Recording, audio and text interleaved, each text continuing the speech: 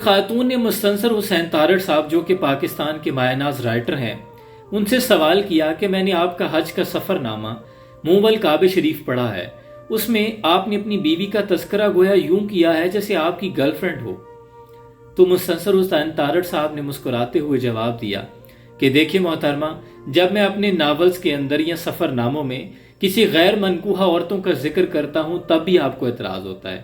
اب جب میں نے اپنی بیوی کے ساتھ اپنی کچھ باتیں شیئر کی ہیں یا تذکرہ کیا ہے تب بھی آپ کو اعتراض ہے۔ اگر مجھے پچھلی عمر میں اپنی بیوی سے عشق ہو گیا ہے،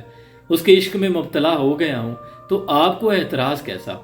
تو اس پر خاتون نے بڑے پرمسرت انداز میں دوبارہ پوچھا کہ آخری عمر میں عشق کیوں؟ کہتے ہیں میں نے مسکراہٹ کے ساتھ اسے ٹال دیا، لیکن آپ کو رازدار بنا کے بتا دیتا ہوں، بیوی سے آخری عمر میں عشق میں مبتلا ہو جانے کی ایک خاص وجہ یہ بھی ہے کہ ایک طویل مدت زندگی کا سفر اس کے ساتھ گزارنے کے بعد آپ کو بالآخر احساس ہو جاتا ہے کہ اس نے میری زندگی کے تمام معاملات میں ہر خوشی غم میں میرا ساتھ دیا، اور میری زندگی کی بے راہ و روی حیات کے اندر اس نے میری ڈانٹ ڈپٹ کو بھی برداشت کیا، غم و غصے کے اندر میں نے جو کچھ بھی کہا اس نے برداشت کر لیا۔ اب میری زندگی کا واحد سہارا یہی ہے، اور اس سے انسان کو عشق ہو جاتا ہے۔ مستنصر حسین تارڑ صاحب کہتے ہیں کہ میرے ایک دوست کا کہنا تھا کہ جوانی کے اندر مجھے اپنی بیوی ایک آنکھ نہ پاتی تھی، اور مرد آخر مرد ہوتا ہے۔ میں یہ سوچتا تھا کہ اگر یہ مر جائے تو میری کسی دوسری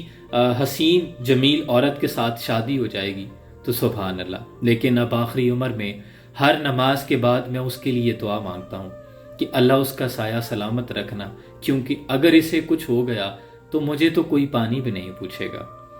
اس کے مرنے سے پہلے پہلے مجھے موت دے دینا۔ تو یہ وجہ ہے کہ اپنی بیوی سے آپ کو آخری عمر میں عشق ہو جاتا ہے۔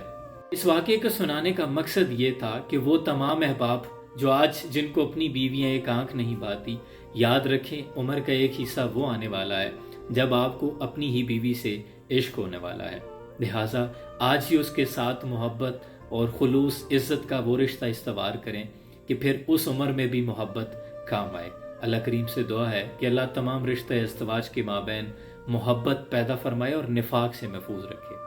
حاسدین کے حسد سے اور شیطان کے شر سے محفوظ رکھے۔ سلام پہنچے۔